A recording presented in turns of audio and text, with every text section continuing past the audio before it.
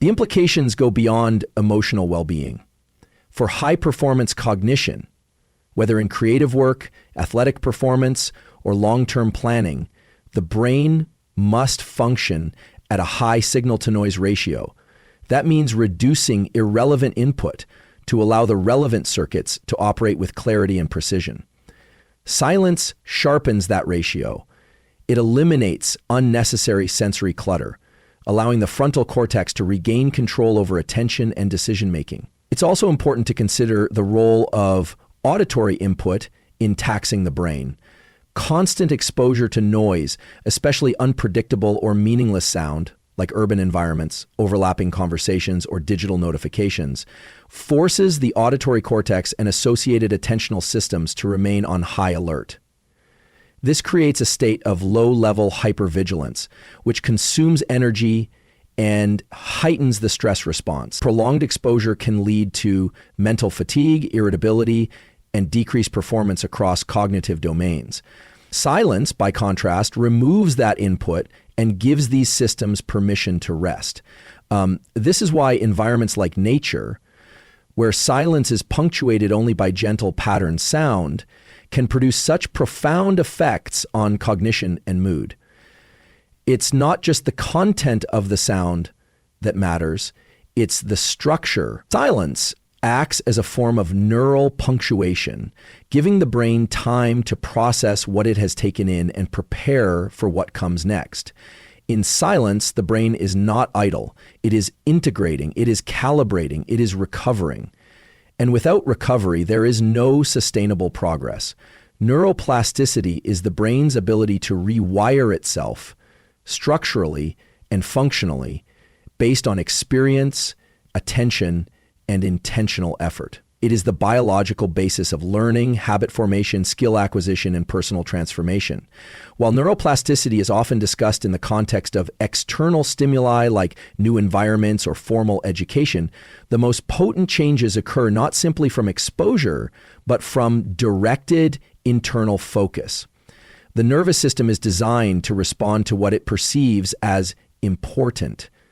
That signal of importance is delivered through attention. Attention acts as a highlighter, marking specific neural circuits for reinforcement.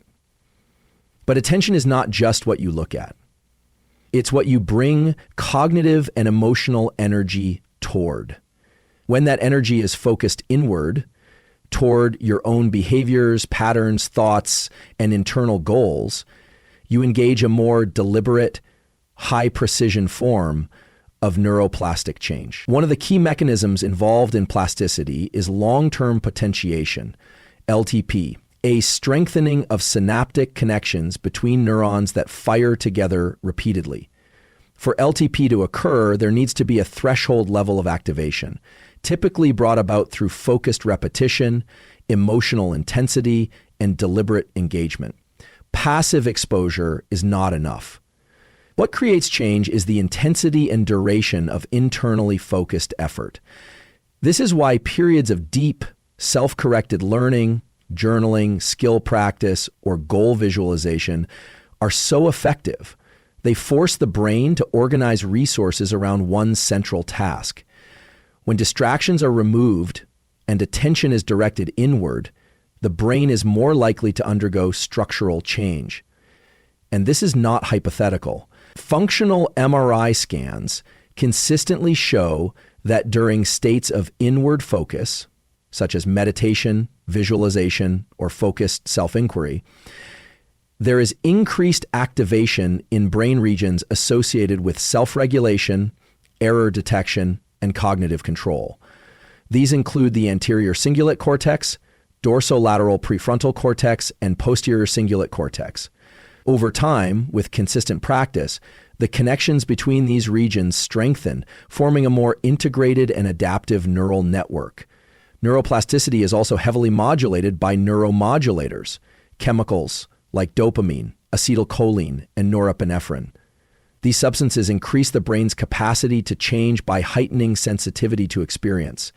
Importantly, their release is tied to both novelty and attention. When you direct your attention inward and emotionally engage with a challenge, a goal, or a personal weakness, your brain interprets that focus as meaningful. It responds by releasing neuromodulators that facilitate synaptic change. This is the neurological reason why obsessively focusing on your goals without external noise or validation accelerates transformation. On the other hand, when your focus is constantly being pulled outward by comparison, conflict, or social distraction, the mechanisms that support deep learning and behavioral change are diluted. Your dopamine response becomes dysregulated, your attention becomes fragmented, and your brain's capacity to adapt to your own goals is weakened. Neuroplasticity still happens, but it's undirected. It's being shaped by the outside world, not your internal blueprint. Another important factor is error detection and feedback, which are integral to learning. When your focus is internal, you become more attuned to subtle signals, mental tension, emotional patterns, physiological cues that tell you when something is off. This creates a closed feedback loop between intention and outcome. That loop is essential for adaptive plasticity. Without it, you may continue practicing behaviors that are misaligned with your goals, reinforcing the wrong circuits. By focusing internally, you also reduce the cognitive load associated with social judgment and comparison. The brain has limited bandwidth. If a significant portion of your mental energy is spent wondering how others perceive you, there's less capacity available for constructing new habits or solving complex internal problems. Inward focus simplifies the terrain. It allows your brain to allocate energy toward building, refining, and strengthening the circuits most relevant to your development. There is also a temporal component to neuroplasticity. The brain is most plastic during certain states when you're calm but alert, when you're engaged but not reactive. These states are more easily achieved in silence and solitude, where internal focus becomes the default. Without the constant triggering of the sympathetic nervous system, the brain enters a mode where deliberate change is not only possible, but optimal. This is when the nervous system is best primed to encode new patterns, retain them, and access them under pressure.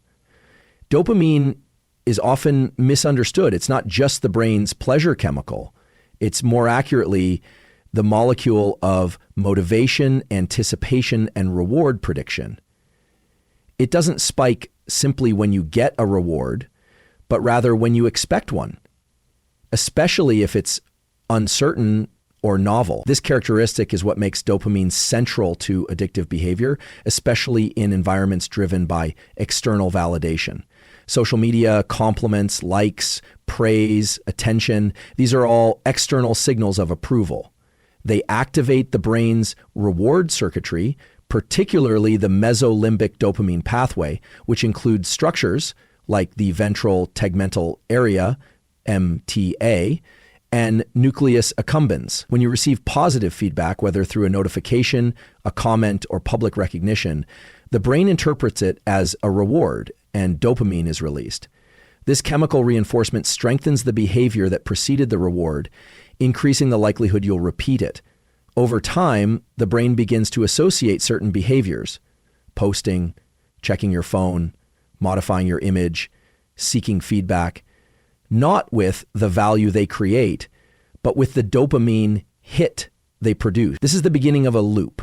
You act, you receive a signal of approval, dopamine is released, and the cycle becomes self-reinforcing. The danger lies in the fact that this cycle can become independent of real progress.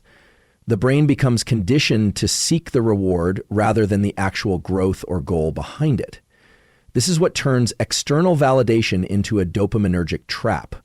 You start chasing signals instead of substance. You begin modifying your behavior, your goals, even your identity in pursuit of reactions from others.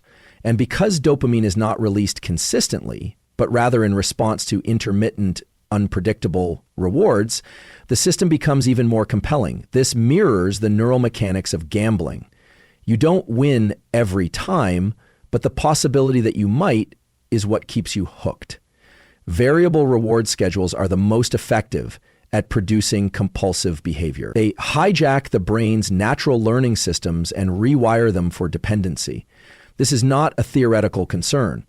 Neuroimaging studies have shown that receiving likes on social media activates the same brain regions involved in addiction. And the more one seeks external feedback, the more the baseline dopamine levels in the brain begin to shift. Over time, the brain becomes less sensitive to natural sources of motivation, like learning, mastery, or internal achievement, and more reliant on external triggers. This is called dopamine downregulation. It leads to a diminished ability to feel satisfied without outside input.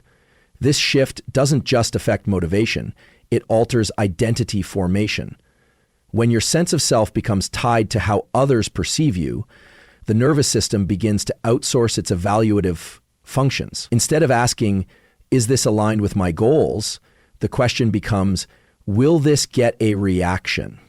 The prefrontal cortex, which is responsible for executive function and long-term planning, is overruled by the midbrain, which is focused on immediate reward.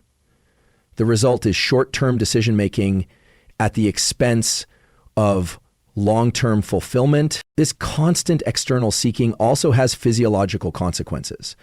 The more often you chase validation, the more your sympathetic nervous system stays active. This is the part of the nervous system responsible for fight or flight responses. You become hyper-attuned to signals of approval or disapproval. Heart rate increases, cortisol rises, and your attention narrows. Over time, this creates a chronic low-level stress state. You're not relaxed, you're not grounded, and your capacity for deep work and emotional regulation diminishes. Contrast this with intrinsic motivation, which is driven by internal standards, values, and goals. When your dopamine is tied to self-directed behavior, completing a hard task, building a new habit, overcoming personal resistance, it creates a more stable and sustainable reward loop. The signal comes from within, not from a volatile external environment. This kind of loop strengthens the prefrontal cortex, reinforces delayed gratification, and increases resilience. Training the brain to return to intrinsic motivation requires deliberate silence, solitude, and a willingness to detach from feedback. It requires understanding the difference between visibility and value, between being seen and actually becoming. The dopamine loop of validation is powerful precisely because it mimics success without delivering substance. It feels like growth, but it's actually delay masquerading as progress. The system rewards performance, not development. Cortisol is the body's primary stress hormone. It's released by the adrenal glands in response to a signal from the brain's hypothalamus pituitary adrenal H axis. While often framed negatively, cortisol itself is not inherently harmful. It plays a vital role in energy regulation, immune function, and alertness. The problem arises when cortisol is activated too frequently or in response to insignificant stimuli, when the stress response becomes chronic, unregulated, and misaligned with actual threat. In today's environment, psychological triggers are everywhere. A missed message, a critical comment, a sudden change in plans, social comparison, traffic. Each of these stimuli, although minor in objective terms, can provoke a disproportionate internal reaction. If the nervous system is not trained to regulate input, it reacts reflexively. And with each reaction, cortisol levels rise. The HPA axis doesn't differentiate between physical danger and psychological stress. Evolutionarily, it was designed to protect you, to prepare your body to run, fight, or hide in response to life-threatening situations. But in the modern world, that same system is being activated dozens of times per day in response to non-lethal, often irrelevant information. The consequence is not acute protection. It's chronic dysregulation. Every time you react impulsively to a trigger, whether it's an argument, a notification, or a passive-aggressive email, you initiate a chemical cascade. Cortisol floods the bloodstream, blood sugar rises, heart rate increases, inflammatory cytokines are released. The prefrontal cortex, responsible for rational thought and long-term decision-making, becomes suppressed. The amygdala, your brain's threat detection center, becomes dominant. As this pattern repeats, it wires your brain for reactivity. You become more sensitive to stress, less capable of restraint, and more easily overwhelmed. This cycle is self-reinforcing. Cortisol, when elevated repeatedly, disrupts the regulation of its own receptors in the hippocampus and prefrontal cortex. These regions are supposed to signal when the stress response should shut down. When those systems are impaired, the offsetter becomes harder to activate. This leads to prolonged stress states even after the trigger is gone. You're no longer responding to life as it is, but to a distorted, neurochemically amplified version of it. The long-term effects are significant. Chronically elevated cortisol impairs memory formation, reduces neurogenesis, suppresses the immune system, and disrupts sleep. It increases the risk of anxiety, depression, and burnout, and it deteriorates emotional resilience, making it harder to distinguish between what matters and what doesn't. The system becomes noisy. Everything starts to feel urgent, personal, and threatening, even when it isn't. At the behavioral level, reacting to every trigger conditions you to external input. Your internal state becomes a reflection of your environment rather than your intention. You lose the ability to direct your emotional and cognitive energy. You become reactive rather than proactive, volatile rather than grounded. The nervous system becomes hijacked by minor signals that should have been ignored or metabolized silently. Training the brain and body to regulate cortisol begins with awareness. Triggers are not always avoidable, but reactions are modifiable. When you learn to pause, to insert a moment of stillness between the trigger and your response, you engage the prefrontal cortex rather than the limbic system. That moment of pause is where regulation begins. It tells your brain, this is not a crisis. This does not require a full stress response. Over time, the act of not reacting becomes a signal in itself, a feedback loop that recalibrates the nervous system.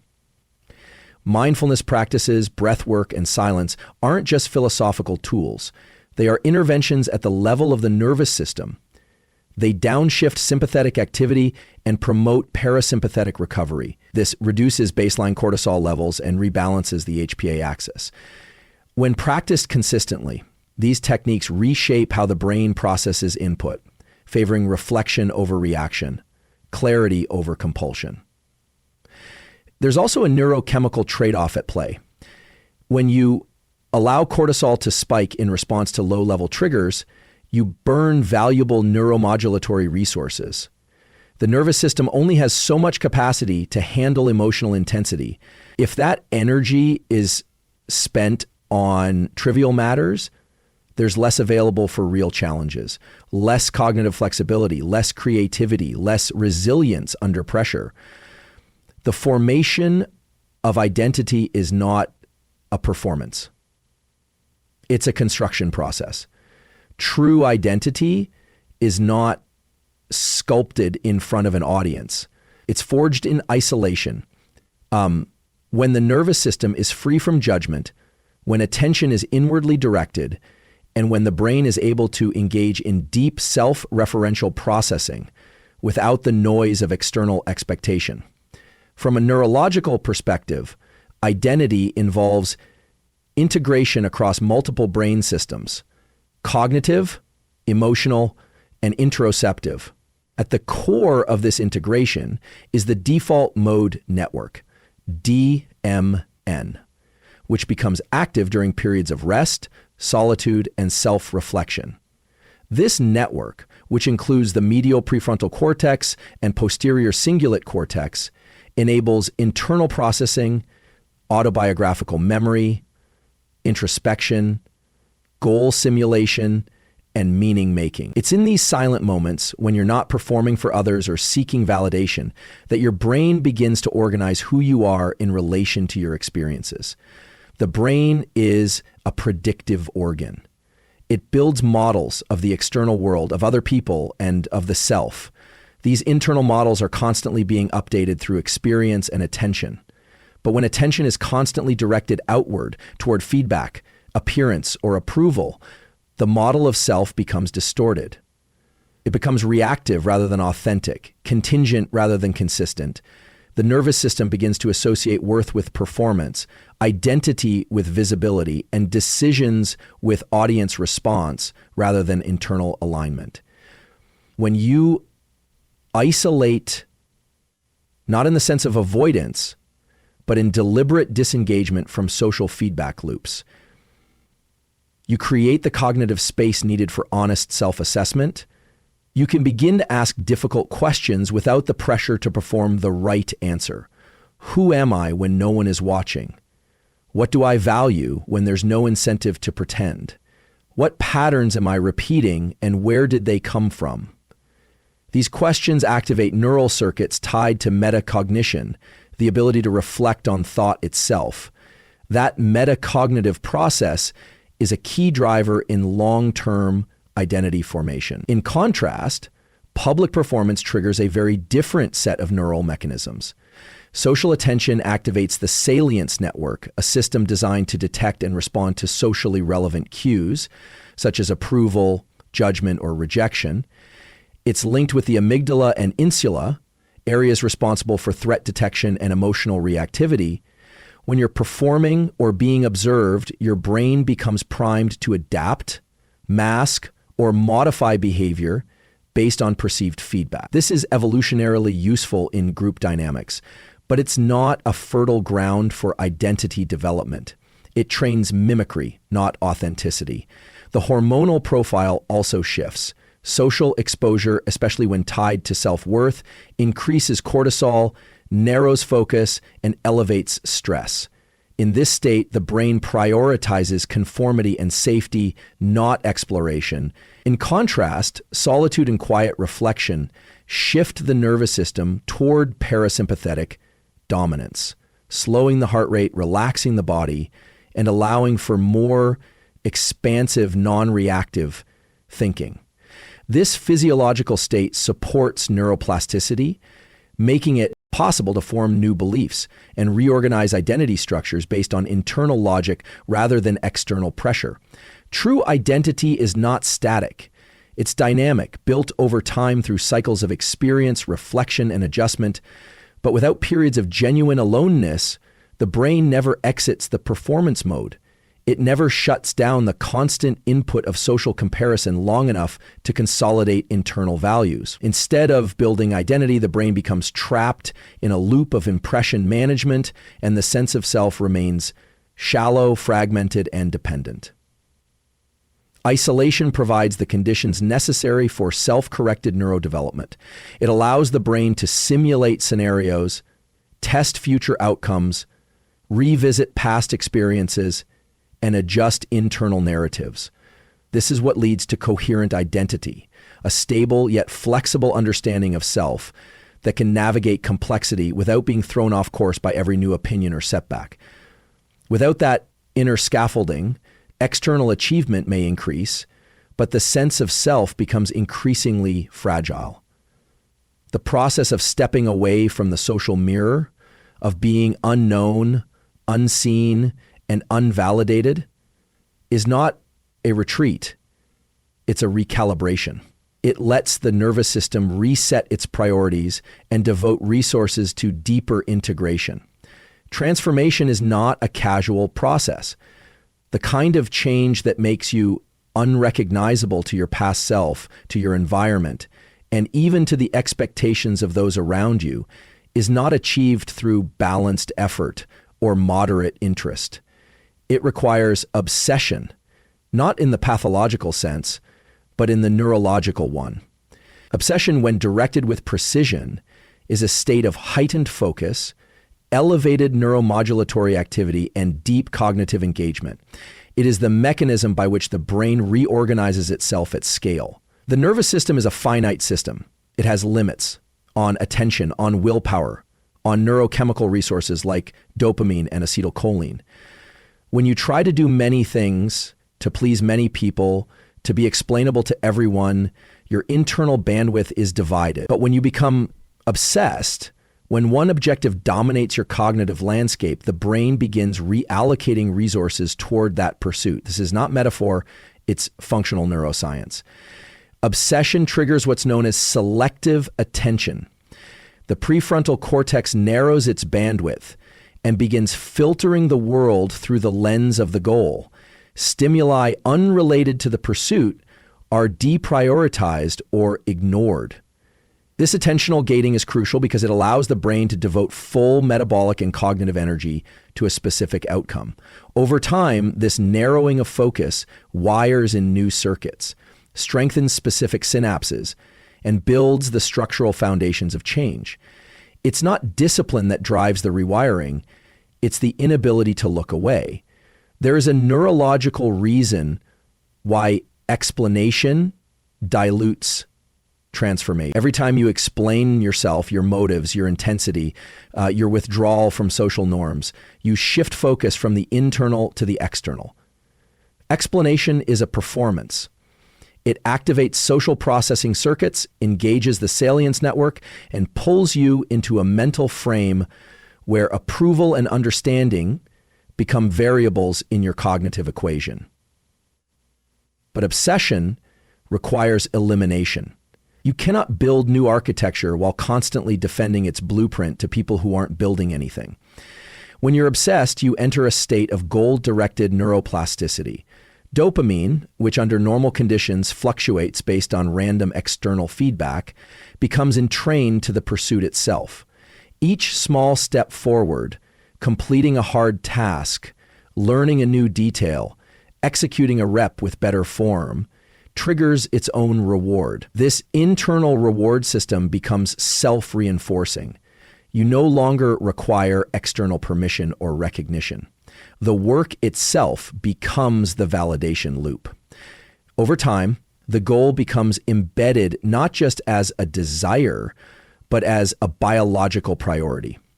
Becoming unrecognizable is not a result of a single breakthrough. It's the accumulation of thousands of micro decisions made under pressure, in isolation, without applause. It's the moments when your nervous system wants comfort, wants distraction, wants to be seen, and you give it repetition instead. Repetition rewires identity. The brain doesn't change because you want it to. It changes because you show it over and over again what matters. An obsession is the signal that something matters. Explaining that signal weakens it because most people are not operating from obsession. They're operating from social calibration. They want balance, not depth. They want consensus, not solitude. When you explain your focus to them, you invite friction between two incompatible value systems. That friction doesn't create clarity. It creates confusion, doubt, and the urge to justify. Justification is a cognitive detour. It takes you off the path and puts you in a loop of self-evaluation shaped by external standards. This breaks momentum. The nervous system is sensitive to narrative. It listens not only to what you do, but to how you frame what you do. When your inner monologue shifts from conviction to explanation, from execution to defense, it changes the biochemical environment of your pursuit. Cortisol rises, attention fractures, dopamine reward curves flatten. What was once a singular, obsessive focus becomes clouded with metacognition about how it appears to others. Obsession is not glamorous. It is not the loud, romanticized version seen in media. It is often silent, repetitive, and invisible. It looks like saying no to perfectly good opportunities because they don't fit the architecture of the outcome. It looks like people not understanding what you're doing for months or years because the results are not externally visible. It looks like missing out on temporary rewards in order to build something that reshapes the entire reward structure. This level of change where people look at you and can no longer connect you to the version they once knew does not come from announcing your intentions. It comes from being unreachable by anything that isn't aligned with the outcome. the nervous system can only undergo that degree of transformation when it is allowed to operate without friction, without commentary, and without needing to dilute itself for palatability.